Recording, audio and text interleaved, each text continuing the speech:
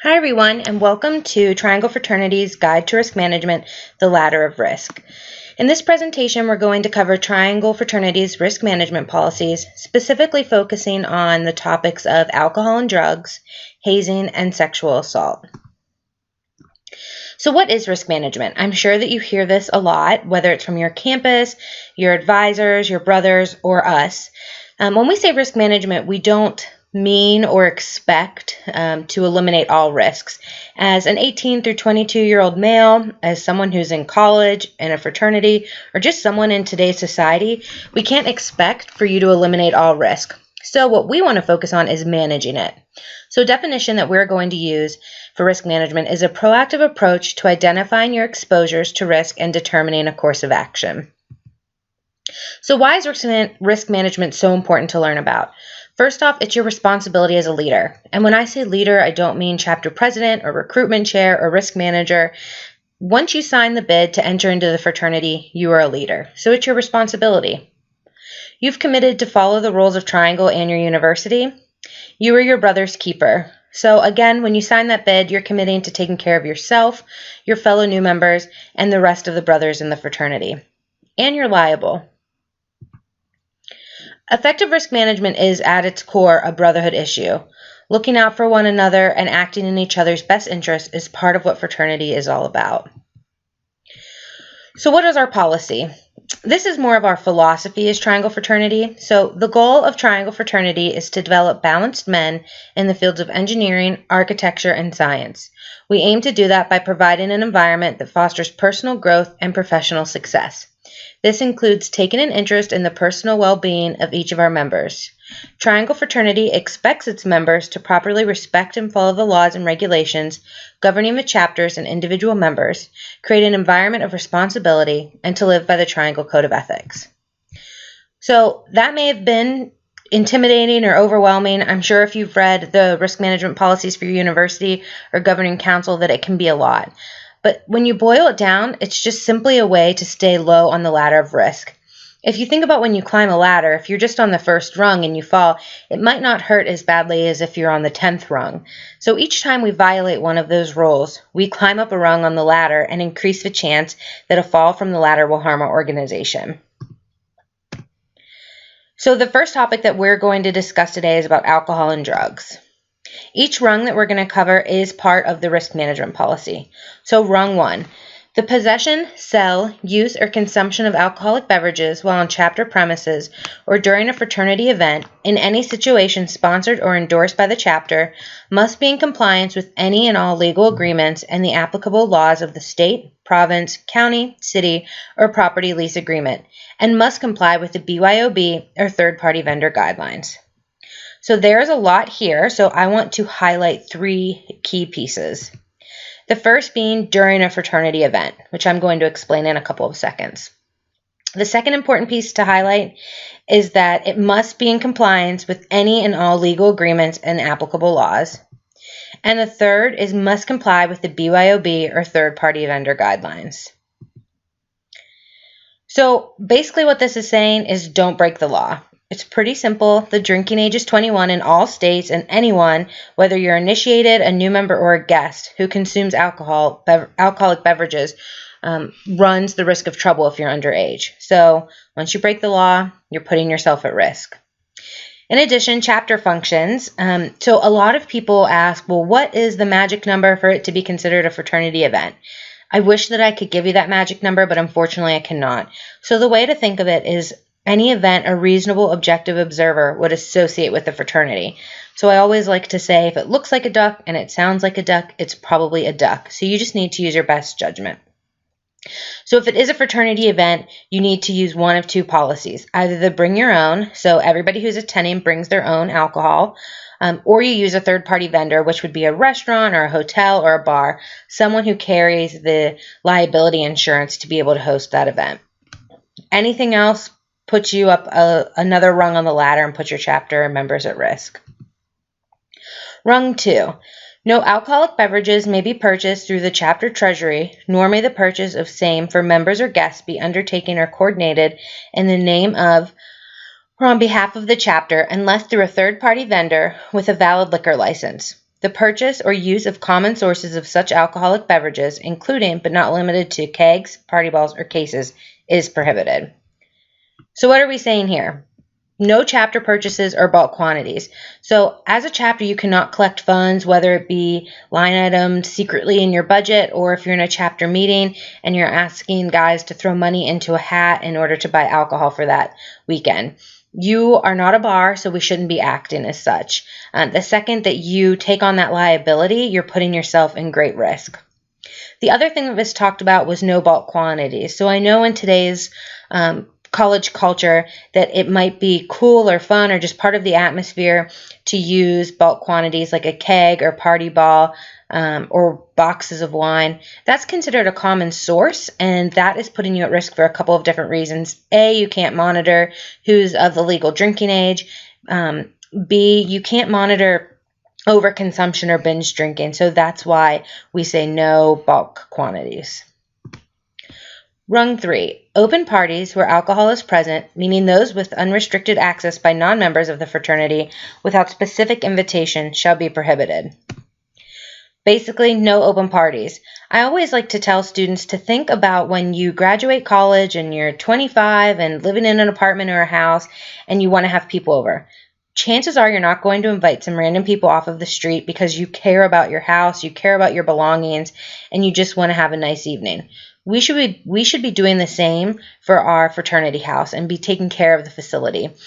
You should know everybody that's in your party so that you can identify how they respond to alcohol, what kind of drunk they are, if you can trust them with your guests and with your house.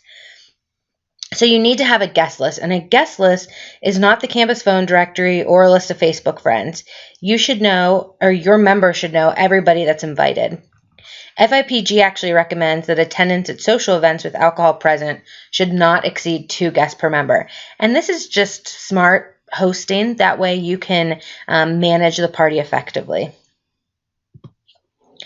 Okay, moving on to rung 4. No members collectively or individually shall purchase for, serve to, or sell alcoholic beverages to any minor. So those under the legal drinking age.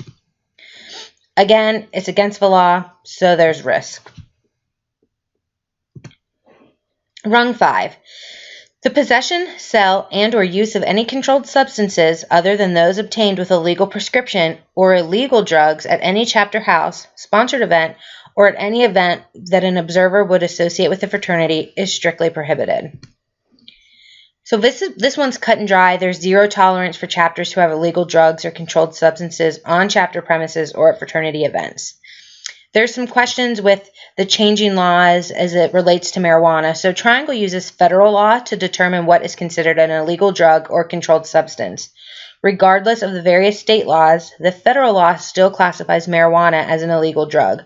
Therefore, chapter members and guests may not possess, sell, or use marijuana on chapter premises or during a fraternity event. This includes individuals who have a prescription for medical marijuana. Rung 6. No chapter may co-sponsor an event with an alcoholic distributor, charitable organization, or tavern where alcohol is given away, sold, or otherwise provided to those present. This includes an event held in, at, or on the property of a tavern as defined above for the purposes of fundraising. Basically, this is saying that you can't co-sponsorship with a distributor. So sometimes we see this if you're wanting to hold a philanthropy event or a fundraising event, and a way to raise money is to sell tickets to a local bar or pub or something like that. Any place where more than 50% of its gross sales is from alcohol. Once you co-sponsor that type of event with a bar or tavern, you are taking the responsibility and the liability onto yourself. Now, you can still hold an event there. So if you want to have a social party, a date party, and it's just part of your event, that's fine. But you can't make money off of the event because then you're kind of selling the alcohol. Rung 7. No chapter may co-sponsor, co-finance, attend, or participate in a function at which alcohol is purchased by any of the host chapters, groups, or organizations. So in the same vein, the second you're co-sponsoring, you are taking on liability. So say you're having a mixer on a Thursday night with a sorority, and they actually were the ones that did the pass the hat and collected all the money, and they have a keg at their party, and then you have to pay to get at the door.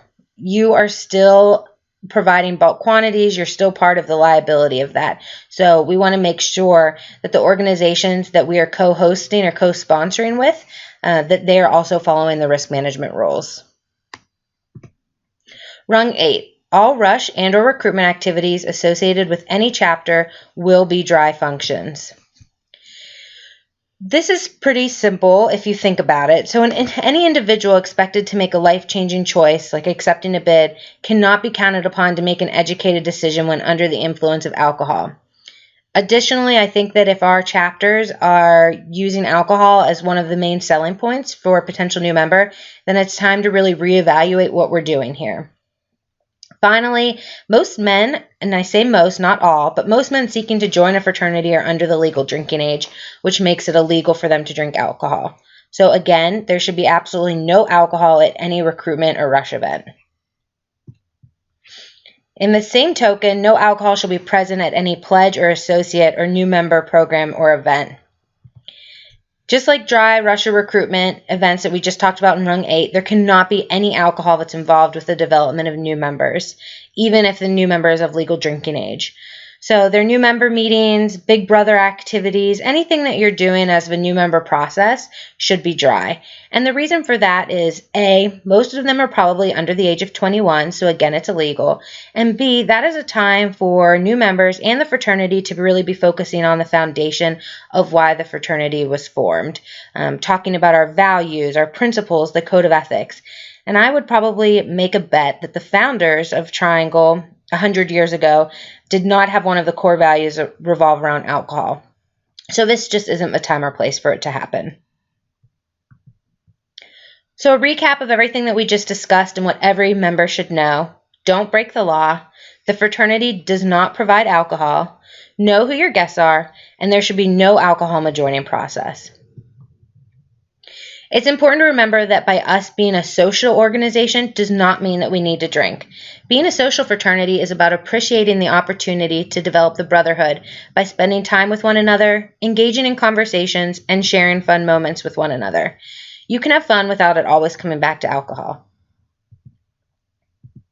So the next topic that we're going to briefly discuss is about hazing.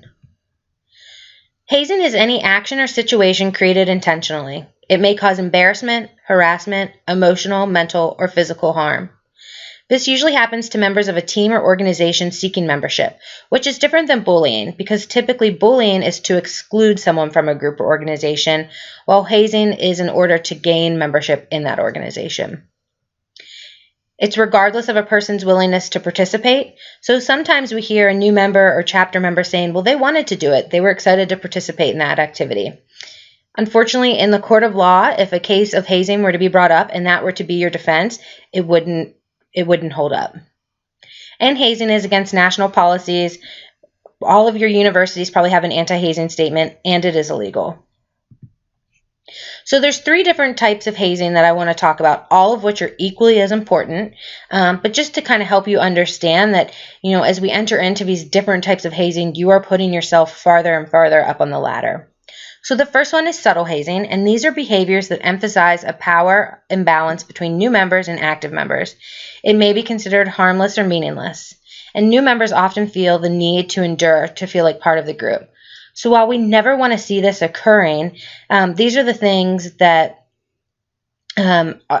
tend to happen regularly in student organizations, and that's this idea of a power imbalance or this power dynamic or creating a hierarchy where you make the new members feel less than. So we want to make sure that we are making our new members feel that they are part of the organization and that they are just as important as active initiated members. The next type of hazing I want to discuss is harassment hazing, and that's behaviors that cause emotional anguish or physical discomfort. So this might be where we get into the name calling or the taunting or just making new members feel really bad about themselves.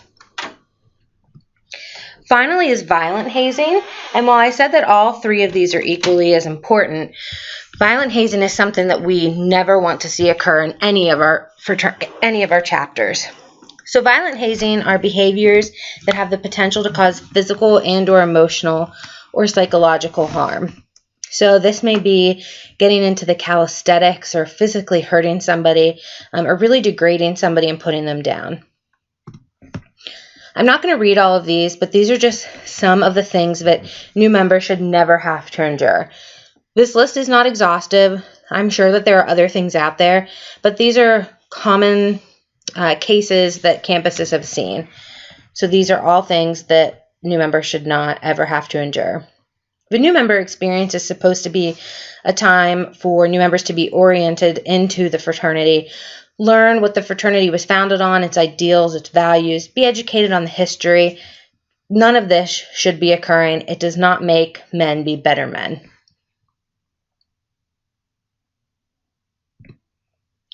So things to ask yourself if you're still unclear if what you are doing or participating in is hazing. Would you be comfortable participating in this event in front of your parents or myself or someone else from the national staff? Or would you want your fraternity or sorority advisor to watch? Is there a reason you're keeping it secret? These are things that you just need to think about. Again, back to my little saying for if it's considered a fraternity event, the same holds true for hazing. If it looks like a duck and it sounds like a duck, it's probably a duck. So you just need to use your best interest, or your best judgment, excuse me. The third topic I want to talk about is on sexual assault. So what is consent? Consent is a voluntary, sober, enthusiastic, creative, wanted, informed, mutual, honest, and verbal agreement. An active agreement, so consent cannot be coerced. It's a process which must be asked for every step of the way. If you want to move to a next level of sexual intimacy, just ask. I know that may seem awkward or uncomfortable, but I would probably bet that it would be more awkward and uncomfortable should you or your partner be accused of sexual assault. So, just ask. Consent is never implied and cannot be assumed, even in the context of a relationship. So just because you may call someone your girlfriend or your boyfriend does not mean that consent is automatic. A person who is intoxicated cannot legally give consent, and the absence of no does not mean yes. So only a perpetrator can prevent sexual violence from occurring. Potential victims, however, can take steps to reduce the risk of being assaulted. So 3 bullet points here. If a person does not do these things, it does not mean that they are to blame for the sexual assault, but these are just things to keep you and your friends safe.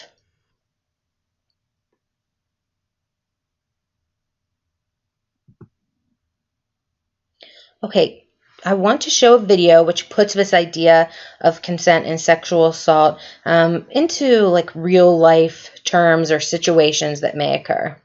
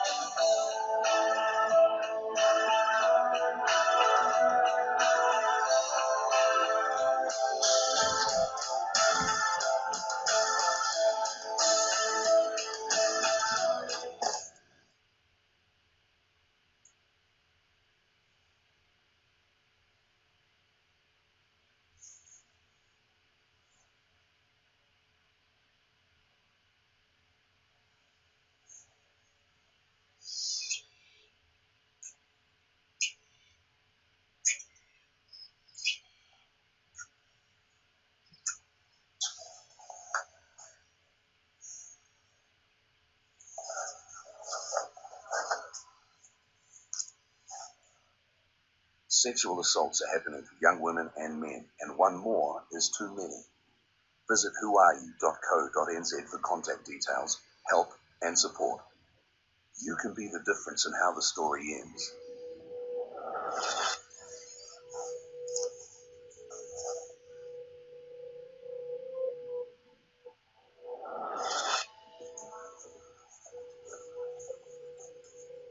Emily? Thanks for bringing her home. Where are you staying tonight? I was going to stay here. Sweet, I'll get you blanket for the couch.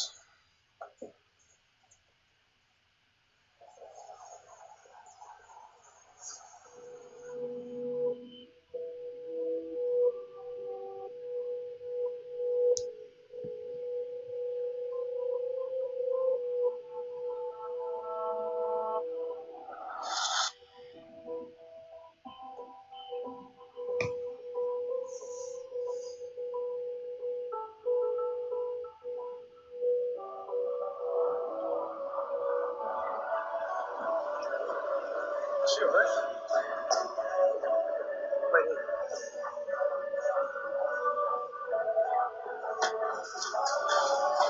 Stay there.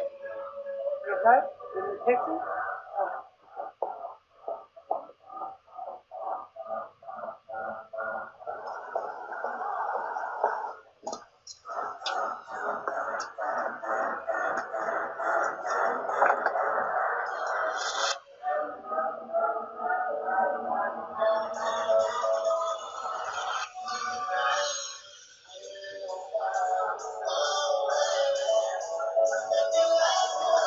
Hi guys, what can I get you?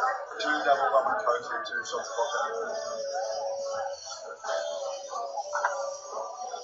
Sure.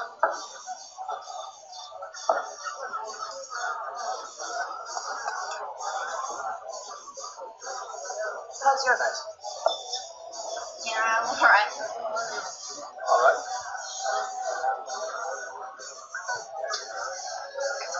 Who are you here with?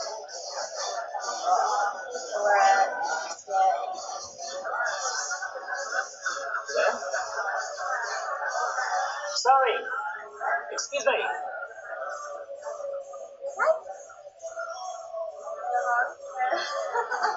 Thanks, mate. Yeah.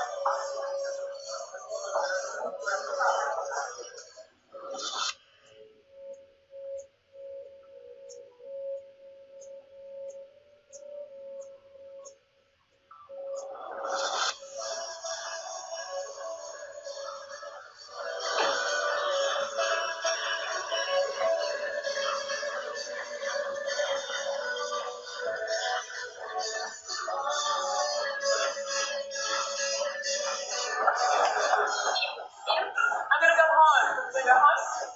Yeah? Yeah. Yeah, okay? Alright. Yeah. See you, mate.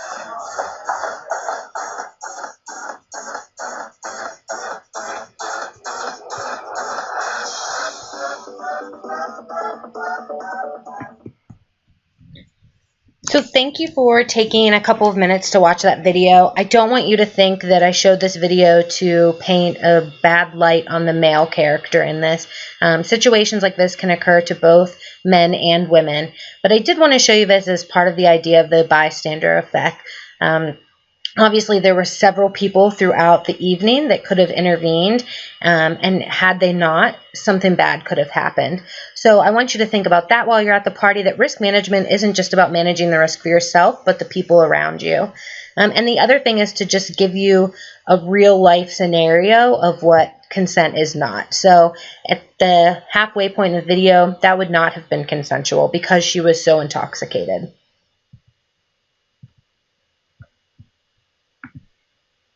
So general tips, make sure you always have an on-call buddy. So if you're going out and you know that you are going to be participating in alcohol, make sure that you let a friend know and tell them where you're going should you need help at some point during the evening.